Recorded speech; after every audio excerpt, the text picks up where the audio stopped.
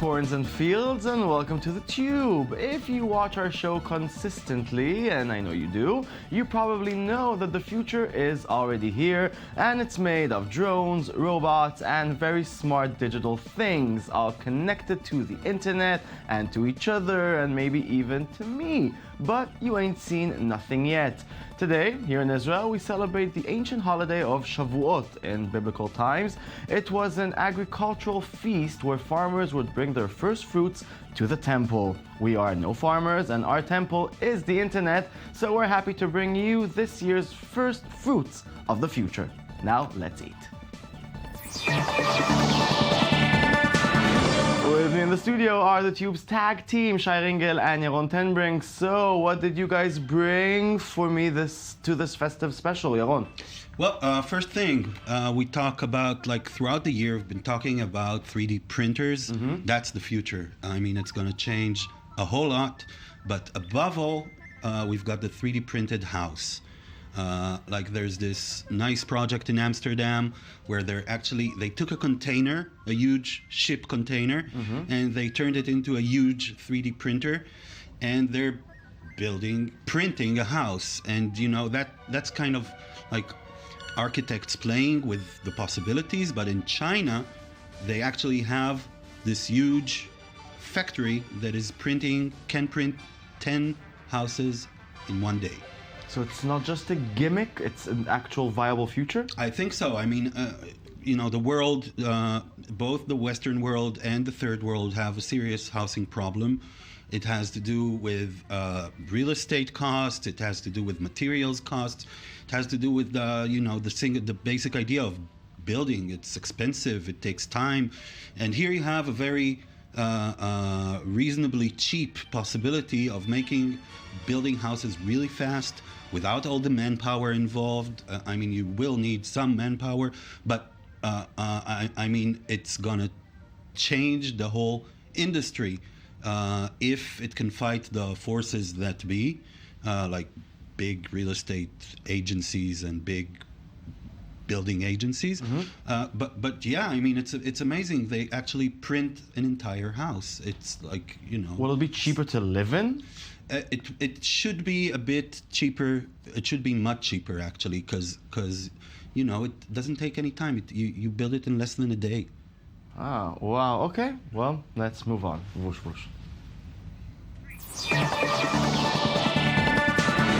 Shai, good evening. Good evening. So what did you bring us? We were talking about Sayo, mm-hmm. which we talked on the show last week, which is the little scanner. It's a little gadget that you can scan things and it will tell you the materials that this thing is built from, which means that if Google succeededly mapped the internet, this little gadget can map the physical world, and you can just put it next to a fruit, and it would tell you the fruit, the calories that this material has, if it's eatable now or no. And this is just the beginning. We're going to see how it develops to this thing that we can scan the entire world with and understand the materials and the things that surround us. But is it that big of an innovation, or is it like, I don't know, having a calculator on your phone? You're like, okay, I can calculate numbers. It's much more than having a calculator on your phone, but now it's more like a calculator, which means that the idea is much bigger than the result that we're seeing now. The company it's an Israeli company. They are funding it by a Kickstarter now, and it's a really good idea, and the results are good, but they can be great.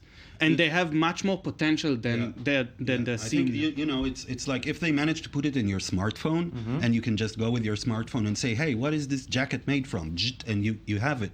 It's like you will be able to know everything about everything.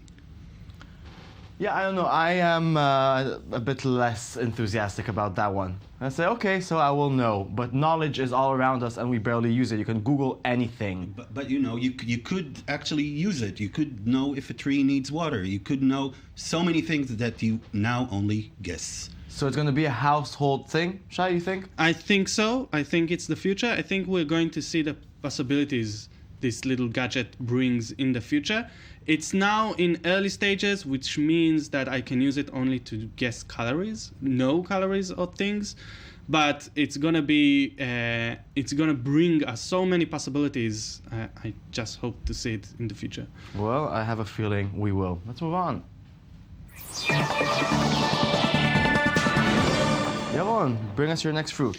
The next fruit is this amazing thing that Google and also Facebook are doing, and that is bringing the internet everywhere. The idea of Google Loon, the project where Google sends up balloons to the sky with Wi-Fi transmitters and receivers, and they aim to have the world, the Earth, surrounded by big weather, but it's not weather balloons, but it's the same balloons used for weather balloons, and basically have them supply internet access to remote places in the third world, the second world, and bring free internet access to people who just don't have it at all. Where's this project standing? Is it already happening? Is it soon to happen? It's happening in it's in its test stage. They're doing all kind of tests in remote places, and I think it's viable in the next couple of years, up to 5 years from now. I mean, the technology is quite simple. It's a brilliant idea because it's so simple, and you go like, how come nobody did it till today?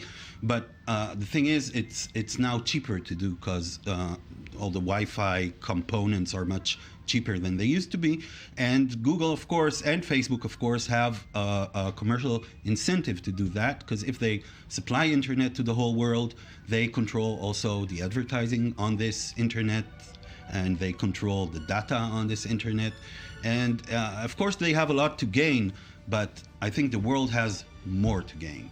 I don't know, Shai, do you think it's really that important to bring internet to the third world? I mean, before medicine, for example? Yeah, I think Bill Gates talked about it and said that Google needs to start thinking about curing Africa before connecting it to the internet.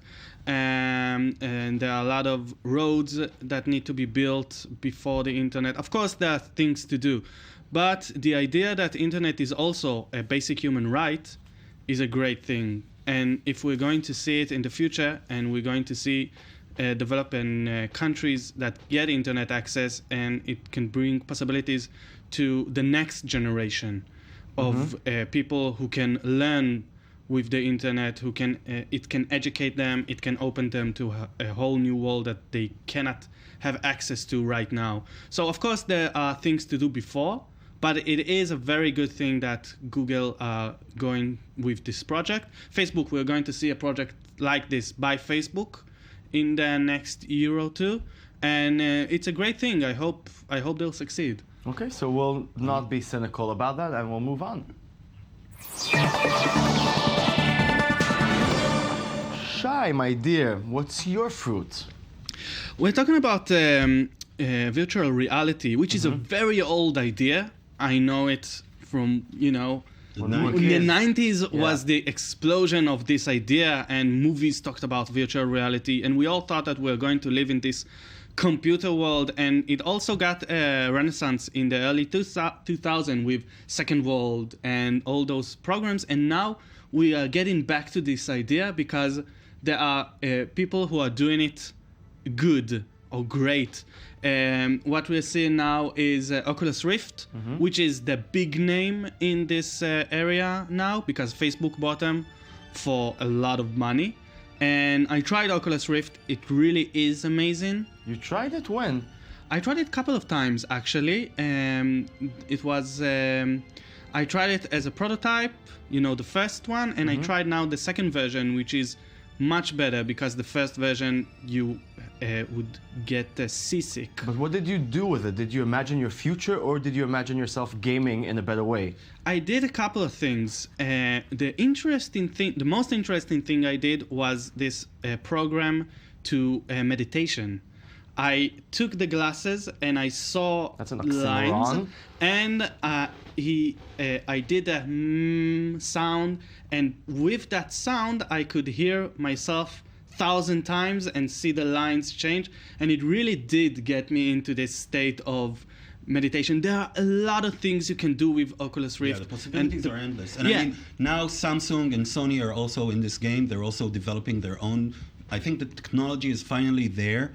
And I think in the next few years, we're going to see a lot of development in this field. And you're going to see a lot of possibilities like doctors using it and scientists using it. And it's really not just a gamer's thing. But it is going to be really great for gamers. Let's say Okay. gamers are going to enjoy it a lot, but there are other things you can do with it. Okay, amazing. Let's move on. Yaron, your turn. Well, we talk a lot about technology, and technology is cool, and it's fun, and it has a lot of consumer uses, and it's really consumer oriented. But technology becomes really great when it changes people's lives. And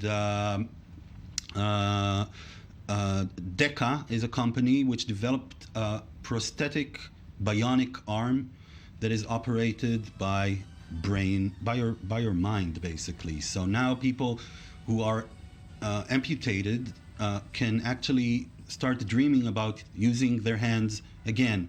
Now that's just mind-blowing to me, because if you have a bionic arm, next thing is to have bionic legs and bionic body parts, and before you know it, you have a bionic human being. And if all those different parts are operated with your mind, then they're actually part of your body, and we can talk about the post-human condition and the transhuman condition, and humans are starting to become this weird combination between mind and computer and technology. People want to have bionic parts. Yeah, especially one of the part of the developing team of this arm is the U.S. Army, and if you can have like a bionic arm that's much stronger than a regular arm, for example, then yeah, you could just wear an arm on your arm. But that's in the future. That's really in the future. Goodbye plastic surgery, hello bionic surgery. Yeah. There are people who are concerned, even by court, as robots. They have the bionic prosthetic on them, and it cannot be removed because it's part of their body. There is a guy who went to court and the court decided that his prosthetic eye, he has a prosthetic eye, who can tell him which color he sees. It's part of his body, and he considers himself as a robot. He sees himself as a robot, and that's it. This is, people are gonna see themselves as this next post-human thing. Yeah, we're heading to very interesting times with that. Yeah, okay, let's move on. That's a scary one. Let's move on. Shai, take us to some self-driving cars, please. Yes, we're going to stop driving in the future. Thank God for that. That took a long time. That took a really, really long time. Mostly, the technology was there, and it's now even getting better. But here is the part where technology is not all, because there was a really big lobby against self-driving cars, which is the car industry. And the car industry doesn't like innovations. And Google changed that because Google is not the car industry, and they started to make their own cars, their own self-driving cars. We see now Nissan. With a prototype. Yeah, there's a prototype by Nissan, but I think the most exciting thing is that Google just released a prototype for its self-driving car, which have no steering wheel, no brakes, and no gas, nothing. You get into the car, you say where you want to go, you drive. And Google are the one who makes the car. They didn't go to another car company. They are the one who's building it, which means the car industry is going to have to readapt to the fact that people will like to drive with a car that can drive itself. And I think our children will not believe that we used to drive ourselves. There are going to be so much less car accidents, because most car accidents are because of human errors. And here you have Volvo and Honda and Nissan all developing self-driving cars, and that's supposed to hit the markets in 2020. That's 5 years from now. So the future is definitely here. And yeah, people shouldn't drive because people driving are very bad drivers. Yeah. Yeah. Let computers do the job. You know? Yeah, and let us even not buy our own cars anymore. Let's just get from one place to the other by... One of the things that people are talking about is that the Google cars are gonna drive itself around the city, and you're just gonna do like a taxi. Come here. Yeah, that seems great. Well, thank you very much, both of you, Yaron and Thank Shai. you. Have a lovely holiday. Eat a lot of cheese and milk and stuff. Fruit. And fruit. And fruits as well. You're not vegan yet, right? No. Not yet. Okay. And you, thanks for watching. Log on to our Twitter and to our Tumblr. Say Chag Sameach. That's Happy Holidays in Hebrew. That's the Q24, our Twitter and our Tumblr. And always remember, the future starts today, not tomorrow. Goodbye.